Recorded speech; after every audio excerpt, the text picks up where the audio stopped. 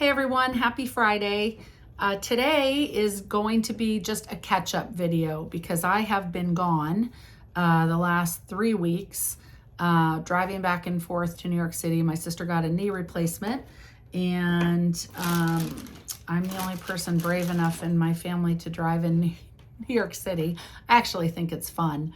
When I lived on the West Coast, driving in San Francisco is very challenging because of the hills.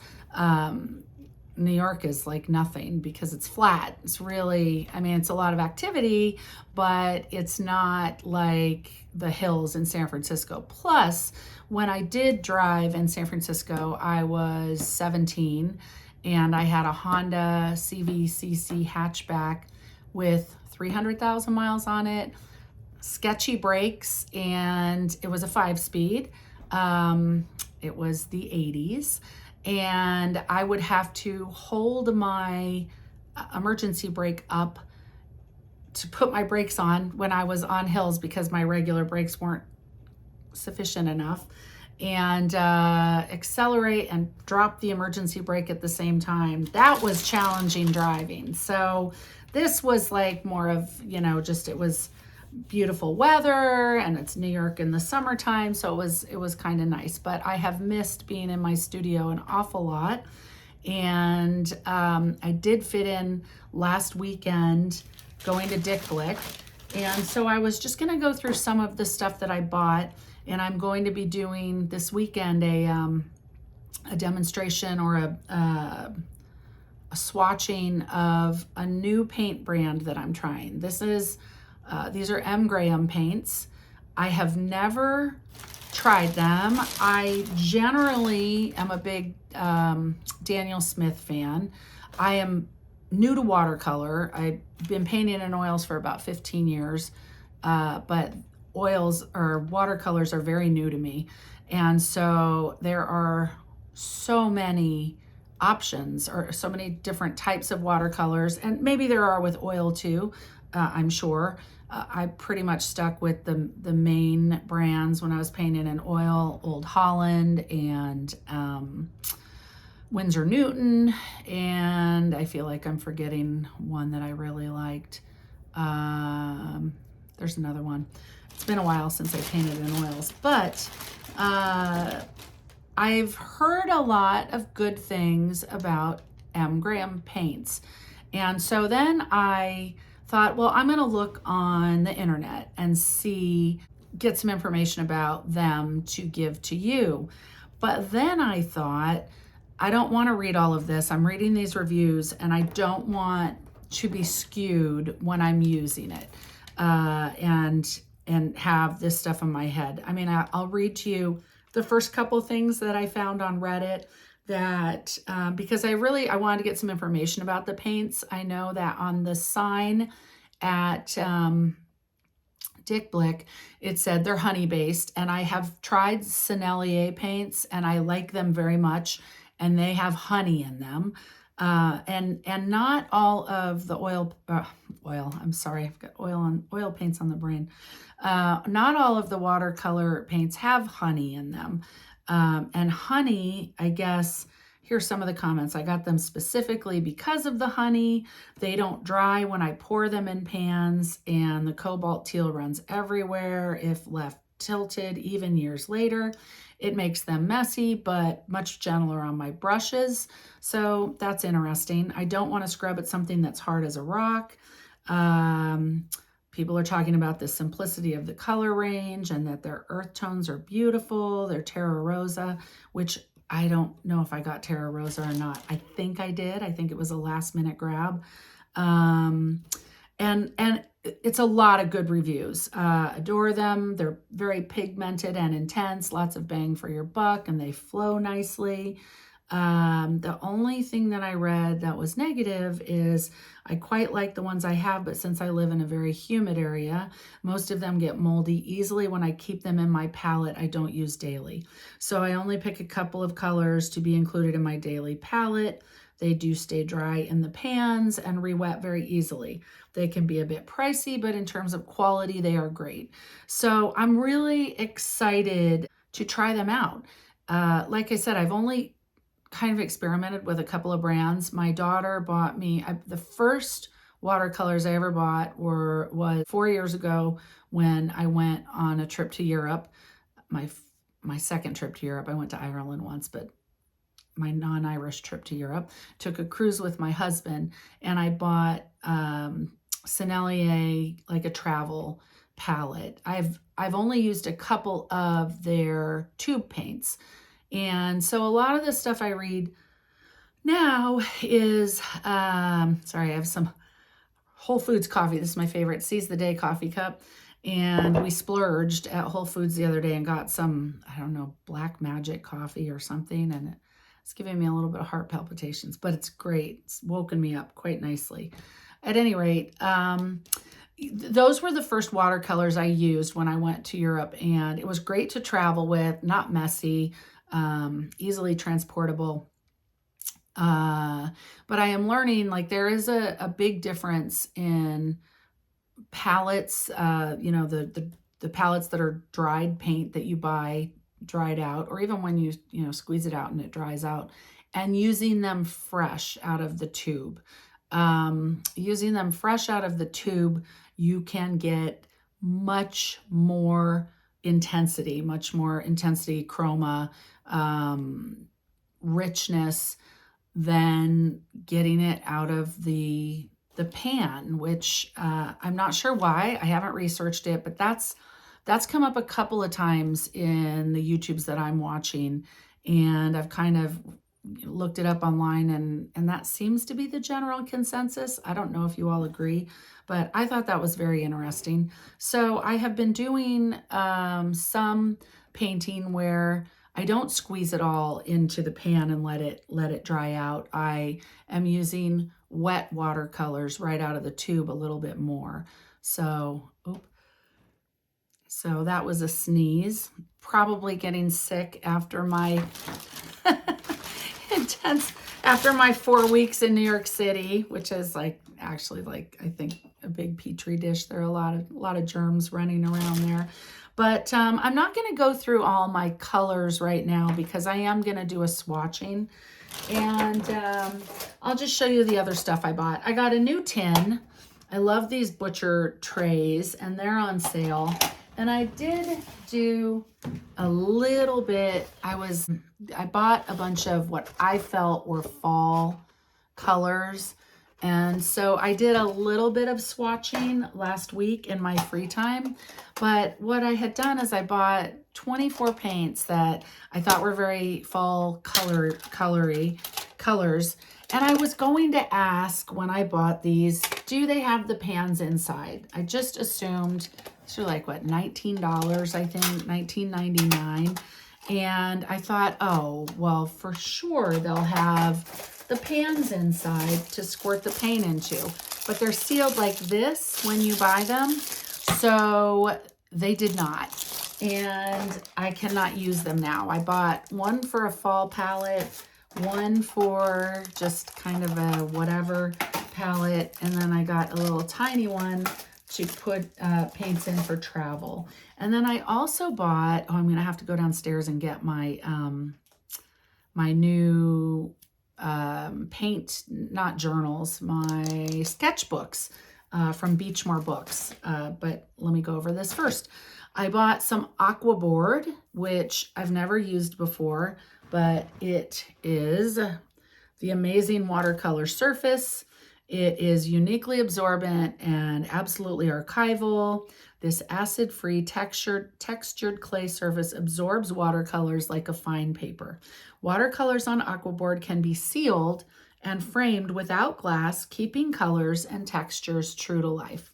So I love these 4x4, the 4x4 size. In years past, I have bought little, sideways there, I've bought little canvases that were 4x4 inch, and Michaels has the cutest little frames for the canvases, and I've painted to go on top of people's gifts, little paintings of things that are special to them. Like for my husband, I painted him and my daughter Shannon on a sled, and for my mom and dad, I had painted trip painting from a trip to Alaska that we did to celebrate their 50th anniversary. And so they're really cute, and it's a nice size to hang on a tree. They also have 3x3, but the 4x4, they seem to have a better assortment of frames to put them in. So I'll be doing a project like that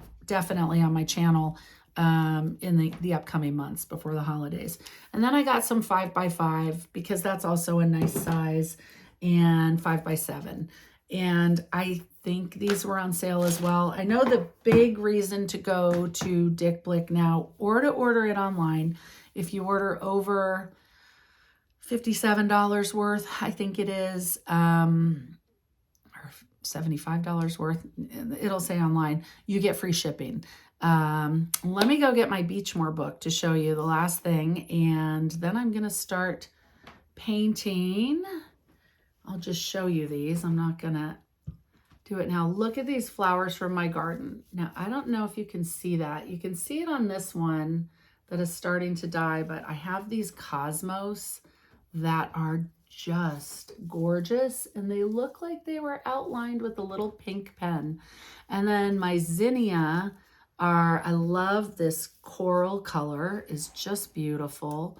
And I've got all different, I don't know what these are that I'm growing. They're from a wildflower mix, but I love them. There's my little dead, well, it's not dead, so I could probably paint like a side angle of that. But I think these are so beautiful. Look at that. I'm going to do a few more wildflower bouquets before summer's over and all my flowers are gone. So let me get my Beachmore book. All right, so I'm back after hoofing it up and down the stairs. This is Beachmore Books London, which I had never heard of, but at Christmas, I bought my husband a writing journal. He keeps track of notes at work. He wasn't really a journaler. He's starting to be.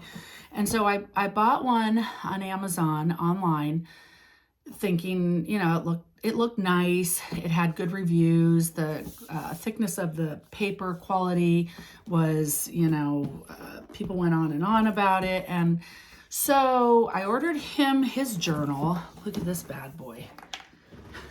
This is enormous. Let me show you. Really, it's beautifully packaged. They have this little Beachmore Books London, and they're on Instagram. I should put on my glasses again so I can read this. It says, I never travel without my diary. One should always have something sensational to read in the train. Oscar Wilde. So they have all different colors. This is really, I didn't think the big sketchbook that I ordered would be this large. They have writing journals, and then when Amazon had their Prime Day a few weeks ago, these popped up. And so I clicked on, it was an amazing sale. It's over now. A journal that I had paid $39 for at Christmas was $9.99. So I bought my husband a couple more journals at $9.99. But let me show you this one. They're all beautifully boxed up, packaged. I got this one in orange because it's summer and it's a sunny flower, or sunny color. Let's see, Sketchboard A3 hardcover. The Write Journal is an invitation to inspiration. Matters most how the cover opens, how the paper feels, how it responds to a pen. Whether you journaled or jot, scrawl, or sketch, we are passionate about offering you elegant, ergonomic, premium notebooks that encourage your best ideas and creativity.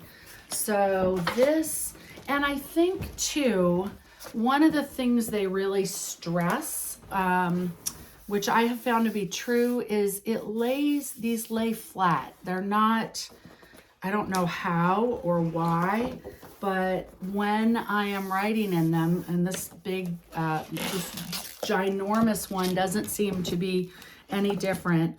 This one that I have here is 160 pages, which is a lot. 80 sheets.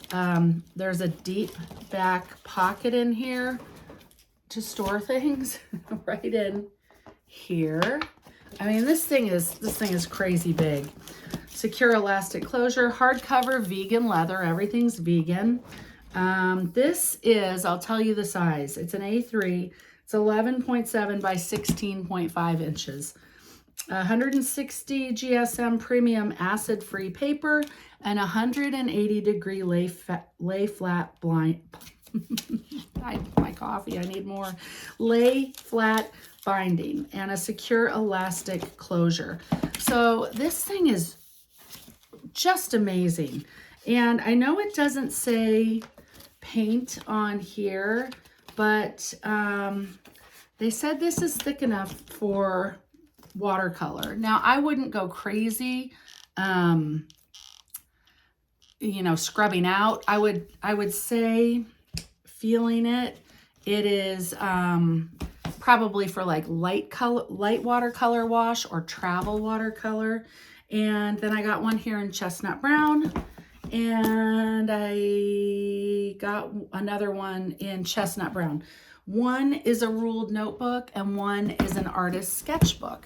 So it's as journals, they're phenomenal. I mean, I also like to journal, and I don't know that I'm ever gonna take this huge size anywhere, but it is kind of neat, really. I don't know if you have any ideas for what to do in a sketchbook this large, on a large scale.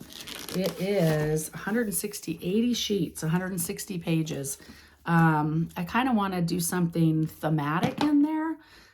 So hit me up in the comments with if you have any ideas about what. I don't want to use it as just my standard sketchbook where I'm just sketching whatever. I kind of want to come up with a theme for it, maybe for the new year, and use it for that, because these things are huge. Or maybe I'll go, the Frugal Crafter has those page separator. They're like, they're made out of plastic, and you use them to do page designs in your pages. I don't know what those are called. They're like stencils. They're like stencils. Maybe I'll order some of those, and because this is so large, it might help me to kind of define the spaces on here. But so that's all my shopping in the last couple of weeks. And like I said, I am back to painting. I'm going to be posting a couple videos a week, and I'm getting ready to start fall painting because fall things are popping up on my YouTube, even though it's August. And we have terrible rains and a tornado watch here today in Pennsylvania until 2 o'clock. And it was really warm last week, but it was in the 70s yesterday, which is weird. So that kind of put me in a fall mood. So I'm ready to paint some pumpkins, and my favorite season, paint some leaves.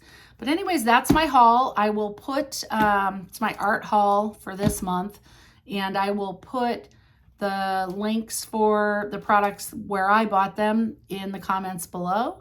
And I hope you have a wonderful week, and I hope you join me for painting these when it pops up on Sunday. Have a wonderful weekend. Bye.